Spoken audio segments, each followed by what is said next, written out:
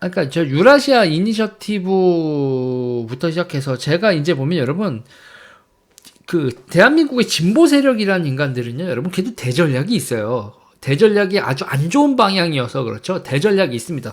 걔네들 대전략이 뭐예요, 여러분? 기본적으로 중국, 러시아, 북한 이런 쪽에 붙어 먹으려고 하잖아요. 그죠? 그래서 이제 거기서 있어서 그 북쪽하고 붙어 먹는 거에 실질적인 정책 뭐 있어요, 여러분? 뽀요이스 에너지를요. 에너지를 러시아 가스에 의존시키려고 했죠. 아니 신재생 에너지 한다고 하면서도 여러분, 그러면 신재생 에너지를 할 때도 태양광이나 풍력이나 그럼 우리나라 국내 산업하고 우리가 그 네트워크를요, GVC 네트워크를 서구 쪽으로 연결된 게 아니라요. 패널도 다 중국에서 나오잖아요. 풍력도 그렇고. 그러면 문재인 정부의 에너지 계획에서 가스도 러시아에서 사와. 러시아에서 의존시키려고 해. 신재생 에너지 산업도 우리나라 국내 산업이 아니라 중국에 의존을 해. 거기다가 좌파 애들이 그거를 비즈니스를 해. 이러고요. 기본적으로 동맹은 또 어떻게 해요? 저쪽하고 동맹 맺는 거 아닙니까? 북쪽하고 저쪽하고 그쪽으로 한미 동맹이 아니라 북쪽 국가들하고 대륙 국가들하고 이렇게 연결하는, 이게 쟤네들의 대전략이죠. 대전략은 여러분 첫 번째가 뭐예요? 여러분 동맹입니다. 동맹이고 자원인데 자원 중에서도 여러분 여러 가지 복잡한 게 있지만 뭐죠, 여러분? 에너지 자원을 저쪽에 의존하려고 하는 거죠. 근데 이게 여러분, 아니 그냥 단순하게 비교해 보자고요. 그러면 북쪽에 중국하고 러시아하고 이렇게 우리가 동맹군으로 한다, 에너지를 그렇게 해서 저쪽에 종속된다라고 했을 때, 그러면 하나 물어보자고요. 식량은 어떻게 해요? 그쪽이 우리한테 식량을 공급할 수 있는 동맹 네트워크인가요? 아니 이런 얘기를 할 때, 아이 그거는 그쪽하고 한다고 해도 미국하고 식량하고 뭐 아르헨티나 이런 데 다 연결돼 있어. 그거는 있잖아요. 네, 그건 옛날 얘기고, 지금 이게 우리가 2022년에 올해 러시아가 우크라이나를 침공하고 나니까 있잖아요. 이제 명확해졌거든요. 이쪽도 발걸치고 저쪽도 발걸친다는 그런 양다리 걸칠 수 있다라는 낭만적인 생각은 하지 말아야 되는 상황이죠. 그렇다면 우리가 에너지원, 에너지 식량 최소한 두 개. 그리고 이제 더 중요한 건 여러분 열린 시장이라고요. 열린 시장. 우리가 물건을 내다 팔려면 시장이 열려 있어야 되는데 시장이 여러분 당연히 열려 있다고 생각하면 안 돼. 우리가 이상한 시대를 산 거예요. 1991년 소련 붕괴하고 93년, 94년 이렇게 우루과이 라운드 한 다음에 WTO 출범하고 우리가 산 탈냉전 30년이 정말 이상한 세상이었던 겁니다. 어디나 세상이 시장이 열려 있어서 에너지도 돈만 있으면 사오고 식량도 돈만 있으면 사오고 우리나라 물건도 잘만 만들면 팔릴 수 있고, 그건 여러분 당연한 게 아니에요. 이상한 시대를, 우리가 산 시대가 너무 축복받은 이상한 시대였던 거라고. 노동력도 그냥 해외 사람들 땡겨서 쓰면 되고, 부족한 게, 우리가 뭐 부족한 게 있으면 땡겨 쓰면 되고, 남는 게 있으면 내다 팔아도 되고, 와. 이게 여러분, 이런 게 그냥 너무 자연스럽게 됐던 세상이면 전쟁이 왜 나? 전쟁이. 전쟁이 왜 났고 인류 역사에서 서로 죽고 죽이는 쟁탈전이 왜 벌어졌겠어요? 이런 게 그냥 다 편해져. 너는 무엇을 비교 우위를 가지고 있구나. 내가 너보다 모든 걸 다 잘하지만 이걸 내가 다 하면 시간 낭비니까 내가 이거를 할 테니, 내가 잘하지만 너는 네가 하는 것 중에서 제일 잘한 이거라도 집중하렴. 그러면은 먹고는 살 수 있지. 이런 꿈만 같은 일은요, 여러분. 그런 비교 우위론, 그리고 이제 이 GVC 이론, 그리고 유통비 자체를 정보와 물류비를 정말 낮춰가지고 비교 우위라는 거, 이제 리카르도 비교 우위론이나 이런 건 여러분 물류 비용은 생각 안 한 거거든요. 그러니까 물류라는 거 자체가 생각해 보세요. 통관, 물류. 아니 저쪽이 물건을 싸게 만들어봐요. 이 원가에서 이거를 저쪽으로 옮기는 비용이 12% 이렇게 나와버리면 그러면 현지 생산을 하지 그걸 나를 이유가 없잖아요. 그러니까 물류혁명, 컨테이너혁명이라고 하죠. 컨테이너혁명 관련해서 여러분 제가 더 박스라는 책 추천해드릴게요. 더 박스. 그 책 읽어보시다 보면 물류비 12% 정도의 국제 물류 비용이 쭉 떨어져서 1960년대, 70년대 이렇게 뭐 컨테이너가 여러분 옛날에 있던 게 아니라고요. 그런 얘기를 하든지. 그러니까 물류와 정보, 통관, 은행 업무. 여러분 은행도 생각해 보세요. 신용증하고 너 이거 보증보험 들고 뭐하고 하면서 한 번 돈을 쏘는데 수수료가 5%, 6%, 수수료 5%, 6%, 물류 비용 이게 물류 비용 12%, 22에서 25%가 국제 교역의 금융과 물류 때문에 발생해 버리면 그럼 국제 교역이 될 일이 없는 거거든. 근데 정보화 발달을 하지, 컨테이너 발달을 하지, 이 해운사 발달을 하면서 그게 거의 미미하게 생각하지 않아도 될 만큼의 부분이 돼버리고, 이 관세도 2%, 가트에서 2%로 이렇게 하고, WTO에서 2%를 이렇게 하면서, 그러면서 이제 우리가 정말 인류 역사에 축복받은 시대를 살았던 거라고요. 그랬던 거죠. 그랬던 거에서 이게 기본적으로 미 패권 질서라는 건데, 이 미 패권 질서라는데, 그러니까 미국이 그냥 우리나라 주사파들이나 뭐가 됐던, 니네 깝쳐라. 그래, 반미해. 귀여운 것들. 이러고 있었던 시대에서 점점 중국이 올라오고, 러시아도 패권에 도전하면서 이 질서 자체를 흔들고 있는 거란 말이에요. 이 질서 자체를.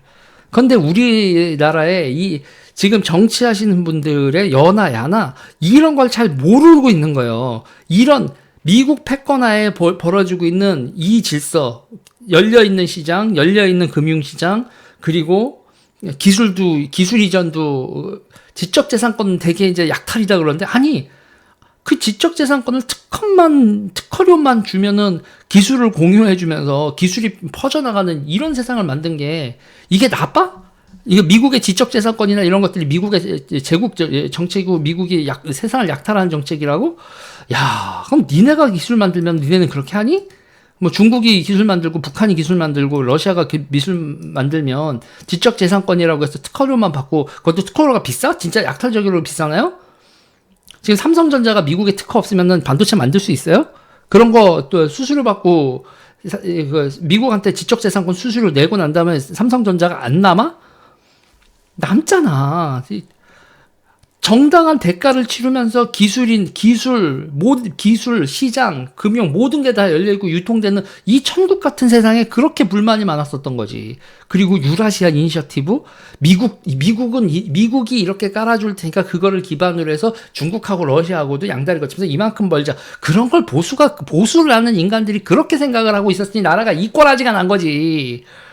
근데 여러분, 이 유라시아 이니셔티브 얘기서부터 시작을 해가지고, 아니, 이게 어디서부터 설명을 해야 되냐고. 너무나 사람들이 공기처럼 생각을 해. 이 미패권 질서를요, 너무 공기처럼 생각을 한다고요. 70년대 수출하려고 할 때, 일본 은행들이 보증서 줘가지고 신용장 나오지 않았고, 인보이스, 이런 것도 못 썼던 나라가 우리인데, 나 다 까먹었지. 그 세대가 이미 다 은퇴한 거예요. 제 세대는 그런 걸 겪질 않았어.